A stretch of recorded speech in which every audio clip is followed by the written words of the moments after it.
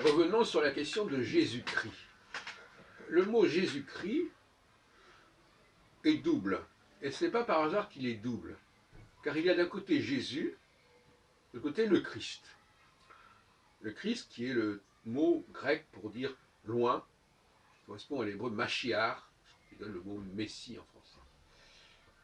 Et la fonction de Messie est une chose, celle qui est liée à Jésus, au nom de Jésus, qui a la racine qui veut dire en hébreu sauver, celui qui sauve son peuple, c'est expliqué clairement dans Matthieu 1, qui montre bien que Matthieu 1 parle en hébreu, en tout cas se réfère en hébreu, puisqu'un peu plus loin on parle d'Immanuel, qui est aussi un terme hébraïque. Donc apparemment on traduisait assez facilement dans l'évangile, on passait de l'hébreu à l'araméen, au grec. Et Jésus, c'est celui qui s'occupe du peuple hébreu. C'est celui qui s'occupe de l'alliance entre Dieu et le peuple hébreu. Alors que le Christ, c'est finalement, et en cela il est descendant de David, il est celui qui s'occupe des nations, qui s'ouvre aux nations. D'ailleurs, dans les psaumes de David, on parle beaucoup des nations. Donc il a cette double casquette, Jésus-Christ. Rappelons aussi que Moïse, c'est le mot hébreu Moshe, et que quand on parle de Moïse au début de l'Exode, on dit qu'il a été tiré des eaux, sauvé des eaux, Moshiti, ou c'est la princesse égyptienne qui dit il s'appelle Moïse parce que je l'ai sauvé des eaux. Minamaim Moshiti ou, un truc comme ça. Et c'est la même racine Yehoshua. On trouve d'ailleurs dans Josué. Et donc c'est le sauveur d'Israël. C'est le sauveur du peuple hébreu. Donc d'un côté, il s'adresse aux nations, et ça correspond plus à un Dieu universel. De l'autre côté, il s'adresse à l'alliance avec les Hébreux. C'est le côté du Dieu des Hébreux, comme il est présenté dans l'Exode, au début de l'Exode 3, chapitre 3. Elohé Abraham, Elohé Israël, c'est Jacob, Elohé a voté nous. Donc, Yahvé, Jésus-Christ, c'est le Messie, ça renvoie au Dieu Yahvé, parce que pour moi, Yahvé, c'est le principe général. Et Yeshua, ça renvoie à Elohim, ce sont des dieux, des divinités inférieures d'ailleurs, probablement, on peut dire comme ça,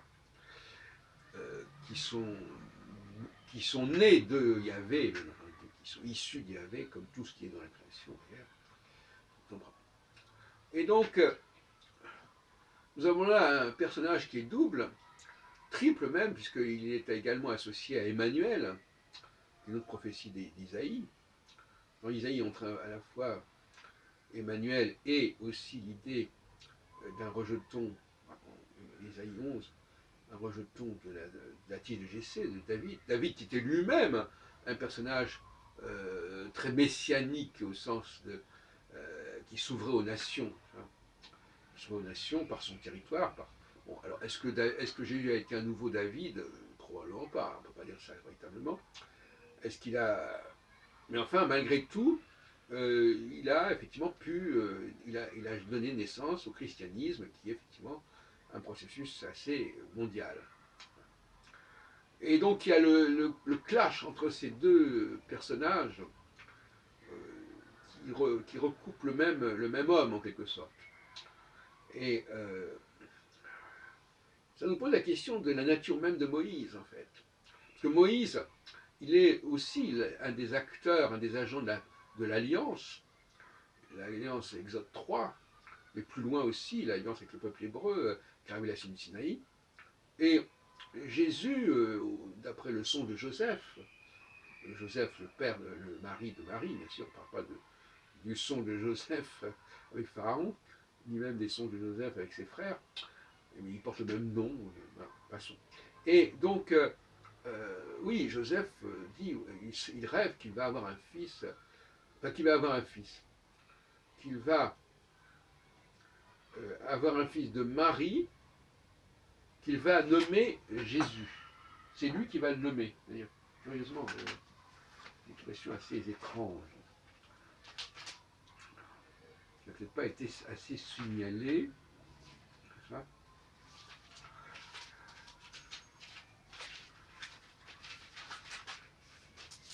Je vais la citer dans le texte français en tout cas. Oui, l'enfant qui est dans son... Alors, Marie, ta femme, l'enfant qui est dans son ventre vient de l'Esprit Saint, elle va mettre au monde un fils, et toi, tu l'appelleras Jésus. En effet, c'est lui qui sauvera son peuple de ses péchés. Péché, alors là aussi, péché, ça ne renvoie pas du tout à Adam et Ève. Hein. Ça renvoie au fait qu'effectivement, il y a eu des choses qui n'ont pas été faites correctement, d'où d'ailleurs la nouvelle alliance, qui renvoie à Jérémie. Parce que dans Jérémie, on parle aussi des péchés du peuple hébreu, et du fait que l'alliance, l'ancienne alliance ne fonctionne pas, Donc on ne peut pas comprendre ce texte sans se référer à Jérémie. Et donc, Moïse, finalement, c'est pas tellement la nature de Jésus qui nous interpelle, c'est celle de Moïse. Parce que Moïse, finalement, lui aussi, il est d'une nature extraordinaire, n'est-ce pas?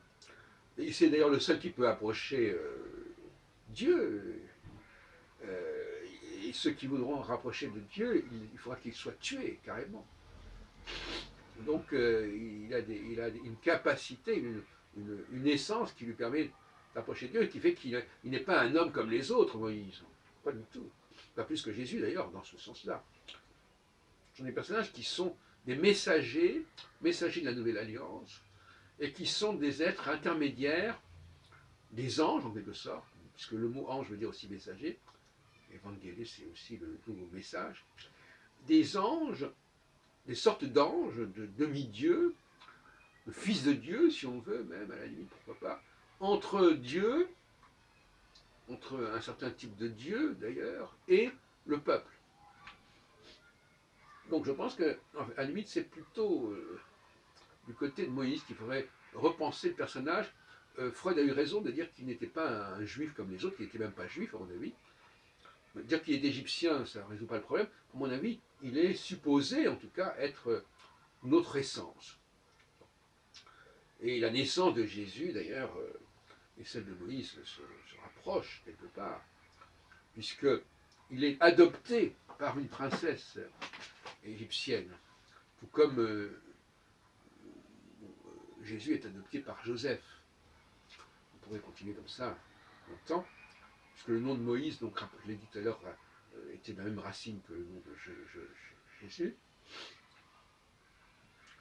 Et beaucoup de chrétiens, évidemment, ont du mal à distinguer en ce personnage de Jésus cette dualité qui peut effectivement être troublante, qu'on retrouve d'ailleurs étrangement dans la différence entre l'épître aux Hébreux qui est marquée par Jérémie et l'épître aux Éphésiens qui est, elle, beaucoup plus ouverte, puisque celle aux Hébreux est réservée aux Hébreux, et celle aux Éphésiens est ouverte vers le monde non juif, puisqu'il est dit que la nouvelle alliance, en quelque sorte, c'est le fait qu'il n'y aura plus de différence entre les Hébreux, les Juifs et les non-Juifs, les circoncis et les non-circoncis, et aussi, là, il y a un jeu intéressant, parce que dans Jérémie 31, il est dit que les deux peuples vont être réunis, mais il s'agit des peuples de Juda et d'Israël, les peuples royaume du Nord et royaume du Sud. Et les Éphésiens, on joue sur les mots en disant oui, il va y avoir une réunion, mais ce ne sera pas entre le peuple du Nord et le peuple du Sud, ce sera entre les Juifs et les non-Juifs. Bon, alors, bon, ce sont des ficelles qui sont un peu grosses, évidemment. Alors voilà, donc finalement, bon, on va peut-être en parler dans le cadre de mes cafés Philo McDo, avec mes amis chrétiens. Voilà, le soir, comme ça, vous avez toute cette série qui existe sur Internet, Café Philo McDo, à Jacques Alpron. Et voilà, finalement, on s'y perd un petit peu. Et d'ailleurs, l'explication que j'ai entendue aussi du côté de la secte unificationniste Moon, bon, dont je me suis fait l'écho, ne sont pas non plus d'une grande clarté. Parce qu'au fond, les deux personnages se confondent. Or, à mon avis, ce sont deux problématiques complètement différentes. L'une qui est dans la lignée de Exode 3, qui est la réédition d'Exode 3 en quelque sorte, celle de ce Jésus qui vient, qui permet, qui est une sorte de nouvel avènement du Dieu d'Israël, n'est-ce pas, qui revient vers Israël, qui revient sauver son peuple. Alors là, effectivement, on pourrait se poser des questions de savoir si il est vraiment parvenu à sauver son peuple à ce moment-là. C'est pas du tout évident. Ce serait presque plus vrai pour l'époque des Maccabées contre les Grecs. Bon, enfin, bon, on peut rester assez suspect. Bon. Concernant l'autre aspect, par contre, évidemment, c'est vrai qu'il y a quelque chose d'universel qui est généré par le christianisme. Et puis alors, il y a aussi oui, le sacrifice de Jésus qui fait penser à celui d'Isaac, et la naissance de Jésus qui fait penser à celle d'Isaac aussi. Donc on a un tissu d'éléments, de références qui se rajoutent, qui se combinent, une sorte de tapisserie extraordinaire. Je vais penser à la scène de l'Apocalypse, à la limite, enfin, qu'on trouve à ranger. Mais ce Jésus, il est quand même, au départ, il le dit, il est venu pour Israël, il est venu pour les brebis égarées d'Israël. Et alors la nouvelle alliance, justement, c'est l'idée que finalement, il faudra que, c'est ce que j'appelle la nouvelle alliance, ça renvoie à la grâce, ça renvoie à la subconscience, c'est-à-dire quelque chose qui n'est plus de l'ordre de l'enseignement extérieur, mais qui est de l'ordre de l'inspiration intérieure. Et c'est pour ça que je dis que ça renvoie aussi à l'astrologie, d'une certaine manière, à la façon dont les astres nous dirigent, nous déterminent. Et pour moi, la nouvelle alliance, c'est tout à fait en phase avec cette fonction de détermination qui nous vient de l'intérieur, mais évidemment aussi du ciel, et qui n'est pas de l'ordre de l'enseignement extérieur. Les gens qui sont marqués par les êtres humains qui sont marqués par l'astrologie, ils n'ont pas appris ça à l'école ou même dans les livres, ils n'ont pas appris ça en regardant le ciel. C'est quelque chose qui leur est donné de l'intérieur. Et évidemment, Jésus a rencontré certainement des oppositions et des résistances par rapport à cette théorie de la Nouvelle Alliance, de la part de ceux qui restaient scotchés à l'Ancienne Alliance. Et d'ailleurs, aujourd'hui encore, on peut dire que la Nouvelle Alliance, même si elle existe, effectivement, probablement, quelque part, elle est quand même recouverte par la surconscience, par ce que j'appelle la surconscience, c'est-à-dire par l'Ancienne Alliance, elle perdure, mais à mon avis, elle perdure même par rapport au Shabbat, etc. Mais ça n'empêche pas que la Nouvelle Alliance existe par ailleurs, par en dessous, comme un substrat, finalement. Et donc cette ancienne alliance, elle n'est qu'un résidu de quelque chose de... Elle n'est plus que le sommet de l'iceberg, en quelque sorte. Et en réalité, il y a une véritable action directement de l'intérieur, ce qui fait que beaucoup de juifs, même quand ils ne sont pas pratiquants, observants, restent juifs parce qu'il y a quelque chose en eux qui se passe de toute façon et qui les détermine. Ce qui a donné, ce qui explique le phénomène des juifs laïcs, par exemple, auquel j'ai participé pendant pas mal d'années, dans les années 90. Et dans le cadre notamment de l'association CIRIGE, le Cercle d'études et de recherche sur l'identité juive. Voilà, donc là, il est normal qu'il y ait un conflit au sein même du monde juif sur ces questions, ancienne alliance, nouvelle alliance, d'autant plus que l'astrologie est souvent mal vue par le monde juif. Maïmonide a écrit des choses assez dures contre l'astrologie, n'est-ce pas, au XIIe siècle. Je renvoie à mon bouquin Le monde juif et l'astrologie, paru en 85 aux éditions Arquet, à Milan. Voilà, donc il y a là une question intérieure au monde juif qui n'a toujours pas été résolue encore de nos jours.